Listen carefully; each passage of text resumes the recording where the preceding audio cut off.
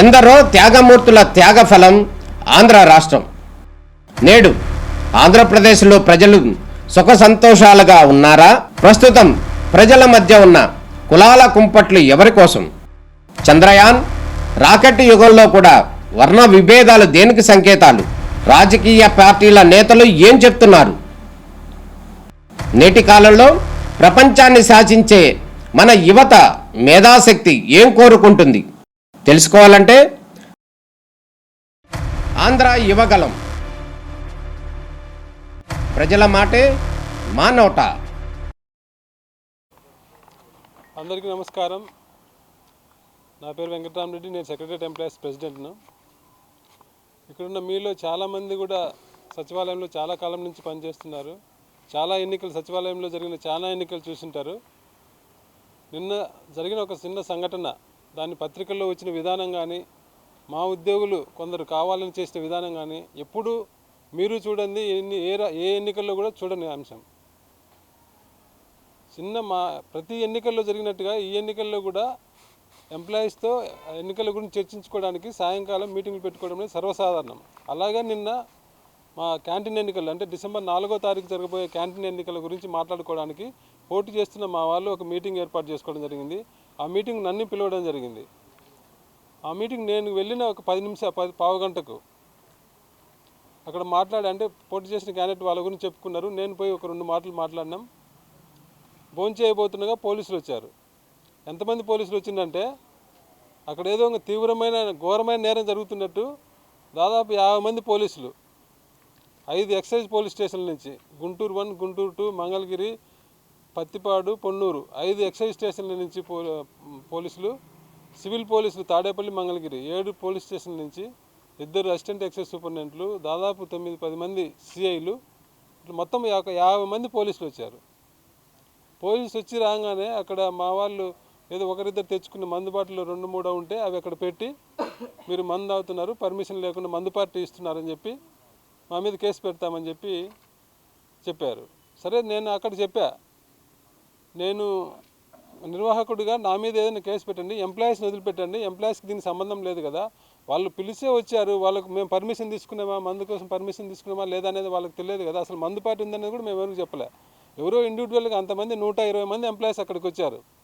120 మందిలో ఎవరో కొందరు ఆడ భోజనాలు కూడా ఏర్పాటు చేశారు కాబట్టి ఎవరో ఇంట్రెస్ట్ ఉండే వాళ్ళు తెచ్చుకొని తాగినారు కొందరు.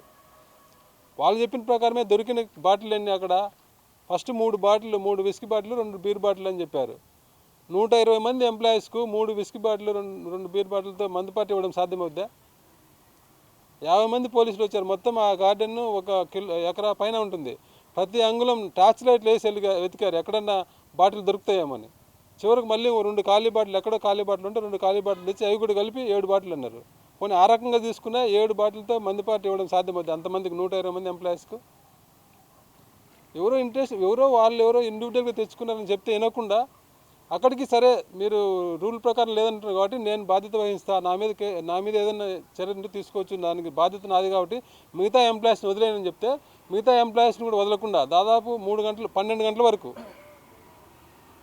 ఎంప్లాయీస్ సంబంధం లేకపోయినా మేము అక్కడికి చెప్పాం, మీరు ఎవరైనా తాగిన వాళ్ళు ఉంటే వాళ్ళని బ్రీత్ అనలైజ్ పెట్టుకొని వాళ్ళని ఉంచుకోండి, మిగతా ఎంప్లాయీస్ ఊరికి భోజనాలు చేసి మాట్లాడుకోవడానికి వచ్చి భోజనాలు చేసి ఇంటికి పోయే ఎంప్లాయీస్ను ఎందుకు ఆపుతారు అన్నా కూడా వినకుండా పోలీసులు 12 గంటల వరకు ఎంప్లాయీస్ని ఆపారు.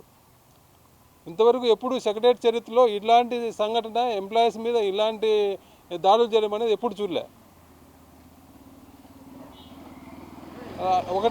రాత్రి 1:30 తర్వాత నాకు 41 నోటీస్ ఇచ్చి ఇంటికి పంపారు.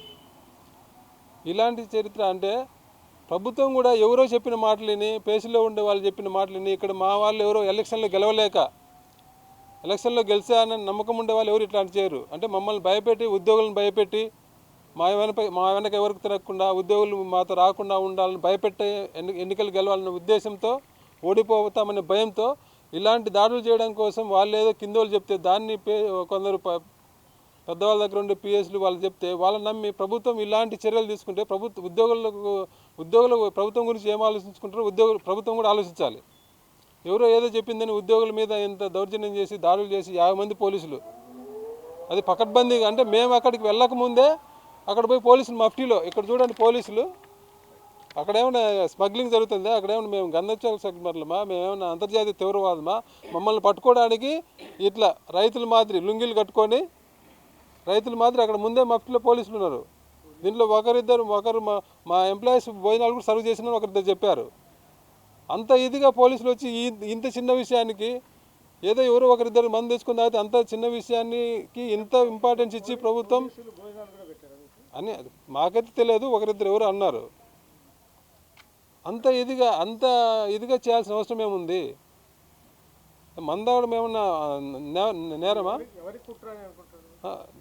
నేరమా కాదు కదా. ఎవరో ఒకరిద్దరు తెచ్చుకున్నారు, అక్కడికి మేము చెప్పాము. మీరే వీళ్ళు అన్ని వీడియోలు అన్నీ తీశారు. ఒకవేళ బల్క్గా మేము మంది తెచ్చింటే ఎక్కడో దగ్గర దొరుకుతుంది కదా, ఒక కేసు బంధుకు దొరుకుతుంది కదా. అంత 120 మందికి మందు పార్టీ ఇవ్వాలంటే 4-5 కేసులన్నా కావాలి కదా.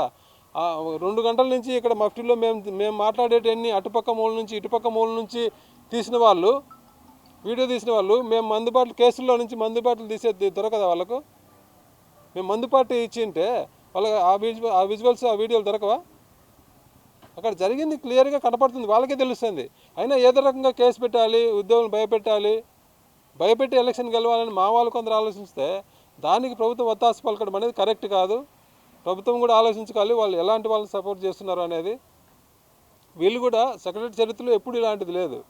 ఒక ప్రతీకార రాజకీయాలకు తెరదీసేలాగా అంటే ఎంప్లాయీస్ పరువు ఏమైపోయినా మాలో మేమేమంటే రాజకీయంగా భేదాలు ఎప్పుడూ ఉంటాయి, ఎప్పుడూ పోటీ చేస్తాం, విధానపరంగా వాదులాడుకుంటాం, అన్నీ జరుగుతాయి. ఏదైనా సెక్రటరీ 4 గోడల మధ్య జరగాలి. కానీ బయటికి వెళ్ళిన తర్వాత మా ఎంప్లాయీస్ని ఇబ్బంది పెట్టేలాగా దాదాపు 50 మందిని 3 గంటల పాటు రాత్రులు ఇంటికి వెళ్లకుండా ఆపడం అది కరెక్ట్ అయిన పద్ధతి కాదు. మా వాళ్ళు కూడా బుద్ధి తెచ్చుకోవాలి. ఇలాంటి పనులు, ఇలాంటి సెక్రటరీ పరువు తీసే పనులు ఎప్పుడు చేయవద్దని చెప్పి వాళ్ళకు కూడా చెప్తున్నాం. ప్రభుత్వం కూడా ప్రతిదానికంటే ఇప్పుడు దీని మీద నేను ప్రెస్ మీట్ పెడతా అంటే ఈరోజు పేపర్లో నేను అరెస్ట్ అయినట్టు వచ్చింది. ఉదయం నేను రాత్రి 2 గంటలకు వచ్చి పడుకుంటే ఉదయం 6 నుంచి నాకు ఫోన్లు అరెస్ట్ అయిన అంటే నాకు చేయడంలో డైరెక్ట్ నేను స్టేషన్లో ఉన్నా అనుకొని మా ఇంట్లో వాళ్ళకి మా మిస్సెస్కి ఫోన్ చేస్తున్నారు అందరూ. అంటే వాళ్ళు పేపర్లు రాసేవాళ్ళు కూడా కనీసం ఇది కూడా చూసుకోరా, కనీసం వెరిఫికేషన్ కూడా చేసుకోరా? అర్ధరాత్రి అరెస్ట్ చేసిందని. అరెస్ట్ చేసే కేసా ఇది? కేవలం 41A నోటీస్ ఇచ్చి పంపించారు. దాని మీద అంటే నేను అరెస్ట్ చేయలేదు, అది తప్పని ఖండించడం కోసం నేను ప్రెస్ మీట్ పెడతా అంటే ప్రభుత్వం అది కూడా పెట్టొద్దు, ప్రెస్ మీట్ పెట్టొద్దు. సెక్రటరీ అసోసియేషన్ ప్రెసిడెంట్ని, ఉద్యోగులు ఎన్నుకున్న ప్రెసిడెంట్ని అసోసియేషన్ హాల్లో ప్రెస్ మీట్ పెట్టకుండా ఇక్కడ రోడ్డు మీద వచ్చి పెట్టుకోవాలా? అంటే ప్రభుత్వం అసోసియేషన్ రోడ్డు మీద తీసుకొస్తుందా? ప్రభుత్వం ఉద్యోగులకు ఇచ్చే విలువ ఇదేనా? అంటే ప్రెస్ మీట్ పెట్టకుండా అనగదొక్కితే సమస్యపోతాయి అన్నీ. ప్రభుత్వం కూడా ఆలోచించుకోవాలి ఇలాంటి చర్యలు చేసేటప్పుడు. వాళ్ళు ఎవరిని మద్దతు ఇస్తున్నారు, ఎవరి మాటలు విని ఇలాంటివన్నీ ఉద్యోగుల్లో వ్యతిరేకత తెచ్చుకునే పనులు ప్రభుత్వం చేయడం మంచిది కాదు. ఎప్పుడైనా ప్రభుత్వం ఇలాంటి ప్రెస్ మీట్ పెట్టనీయకపోవడం అనేది ఈరోజు నిజంగా చాలా దారుణమైన విషయం. ఇంకోసారి ఈ విషయాన్ని కూడా మేము ఎంప్లాయీస్తో మాట్లాడి ఇంకోసారి ఇలాంటి సందర్భం వచ్చినప్పుడు ఏం చేయాలో మేము కూడా ఆలోచన చేసుకొని చేస్తాం. అక్కడ జరిగింది మేము ఎంప్లాయీస్ మీటింగ్ పెట్టుకుంటే అక్కడ మఫ్టీలో వచ్చి మా చుట్టూ తిరిగి మా వీడియోలన్నీ తీసిన వాళ్ళు అక్కడ మందు బాటలు బల్క్గా దొరకవా? ఒక కేసు 2 కేసులన్నా దొరకవా కనీసం? అంత క్లియర్గా వాళ్ళకు కూడా అర్థమవుతుంది. వచ్చిన వాళ్ళందరూ కూడా ఇక్కడ 3-4 బాటిలే ఉన్నాయి సార్, ఎంప్లాయీస్ అందరూ ఉన్నారని పైన వాళ్ళకి ఫోన్ చేసుకుంటున్నారు. మొత్తానికి చివరికి కేసు పెడతామన్నారు. సరే కేసు పెట్టడానికి కూడా సిద్ధమని చెప్పిన నేను అక్కడ పోటీ చేసిన వాళ్ళు పార్టీ ఇచ్చారు. నేను లీడర్గా నేను ఉండగా మిగతా వాళ్ళు మా కింద ఎంప్లాయీస్ ఇబ్బంది పడకూడదని చెప్పి ఆ రెస్పాన్సిబిలిటీ నేను తీసుకొని నా మీద కేసు పెట్టండి అని చెప్పా. అయినా కూడా